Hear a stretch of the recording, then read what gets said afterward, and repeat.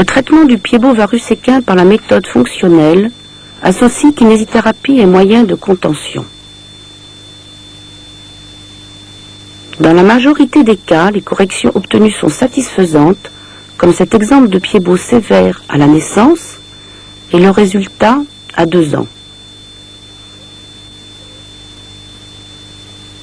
Le traitement rigoureux se compose globalement de 3 étapes successives adaptées au développement psychomoteur de l'enfant. Pendant la première période, les séances de kinésithérapie sont quotidiennes et les contentions permanentes. Plusieurs mobilisations vont être pratiquées sur un enfant détendu, voire endormi. La dérotation du bloc calcanéo-pédieux permet de corriger l'adduction globale du pied par rapport au talus ou astragale et à la jambe, qui constitue l'unité talo-tibio-fibulaire. La décoaptation de l'os naviculaire par rapport au tibia, prolongée par la décoaptation de l'os naviculaire par rapport au talus, va aboutir progressivement au réalignement de l'arche interne.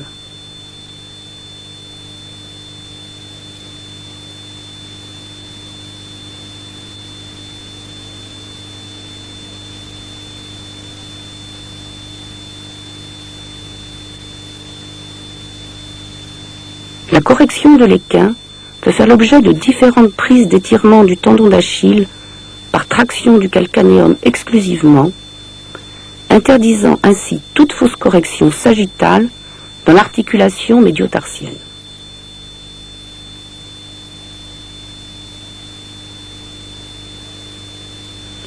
Enfin, la vue plantaire objective la correction de l'abduction de l'articulation médio-tarsienne et d'un éventuel creux associé. En fonction des progrès obtenus, ces manœuvres peuvent se combiner les unes avec les autres, aboutissant à terme à la réintégration du talus. Pour conserver le bénéfice des corrections manuelles et prolonger le geste kinésithérapique, le pied est installé sur une plaquette avec des bandes de sparadrap non extensibles et hypoallergiques. La protection de la peau par différents moyens est indispensable. Pendant cette période, une plaquette plane est utilisée.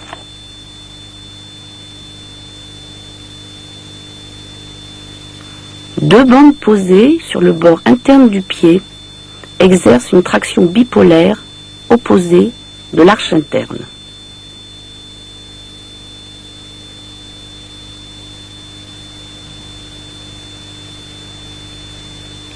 La première bande tracte l'avant-pied vers l'avant. Une deuxième bande fixe l'avant-pied tracté sur la plaquette.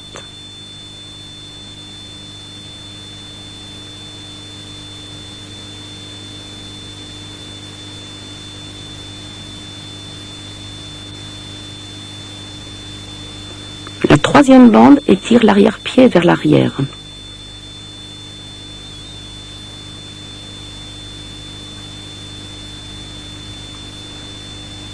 La quatrième bande accroche la grosse tubérosité du calcanéum et se rabat sans traction de part et d'autre de la plaquette. Une cinquième bande verticale solidarise le calcanéum à la plaquette. En aucun cas, il ne doit se décoller de celle-ci.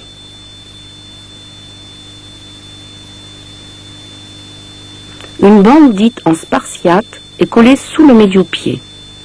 Chaque chef latéral refixe la grosse tubérosité du calcanéum et se rabat de part et d'autre sur la plaquette.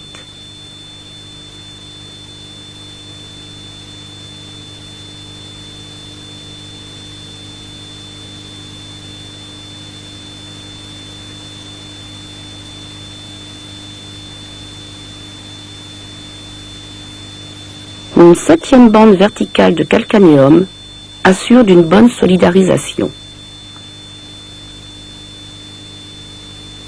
Enfin, une bande de sparadrap élastique termine le montage. La coloration du pied doit rester normale du début jusqu'à la fin de la pose.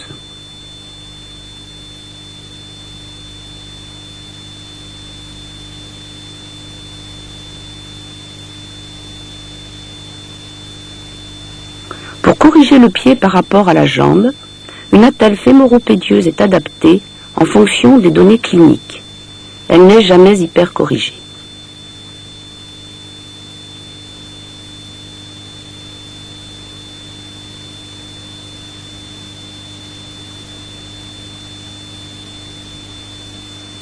La deuxième période est une phase d'entretien qui se poursuit jusqu'à la verticalisation de l'enfant.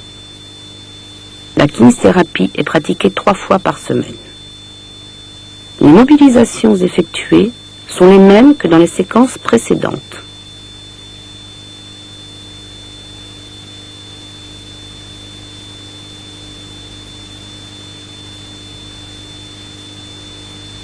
On y ajoute la mobilisation en flexion dorsale et en flexion plantaire de l'articulation tibio-tarsienne, de façon à surveiller l'installation d'une éventuelle rétraction du tibial antérieur, nocive car varisante. Le travail actif des muscles fibulaires ou péronéens par stimulation cutanée sur le bord externe du pied peut alors être entrepris. Le renforcement du long fibulaire assurera un bon appui antéro-interne lors de la marche. Enfin, l'implication des familles dans le traitement autorise un peu de souplesse vis-à-vis de celui-ci. Pour ce qui concerne les contentions, une plaquette incurvée à concavité plantaire est utilisée. Elle permet un meilleur étirement du tendon d'Achille tout en protégeant l'articulation médio-tarsienne dans le plan sagittal, évitant ainsi la déformation en pied convexe.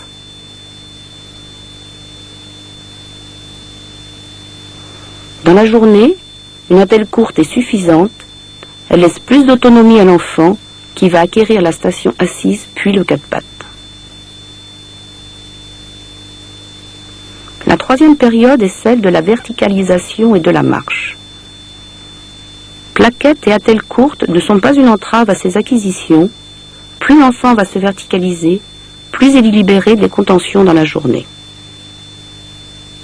La marche nu-pied est recommandée et nous permet d'apprécier les défauts résiduels de façon à pouvoir les corriger par la kinésithérapie et les moyens nocturnes.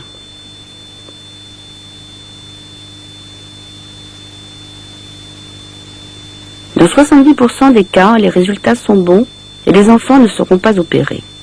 Rarement, une ténotomie percutanée du tendon d'Achille, suivie d'un plâtre fémoro-pédieux pendant 3 semaines, peut être proposée dès l'âge de 4 à 6 mois.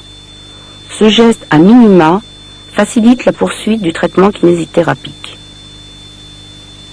Quand une chirurgie plus invasive est nécessaire, l'indication peut être posée dès que l'enfant se verticalise, puis à tout moment si le résultat se dégrade, car un pied beau n'est jamais dit guéri avant la fin de la croissance. Quoi qu'il en soit, bien traité, le pied-beau varus-séquin ne doit plus être considéré comme un handicap. L'enfant est chaussé normalement, les sports et les loisirs de plein air sont vivement encouragés.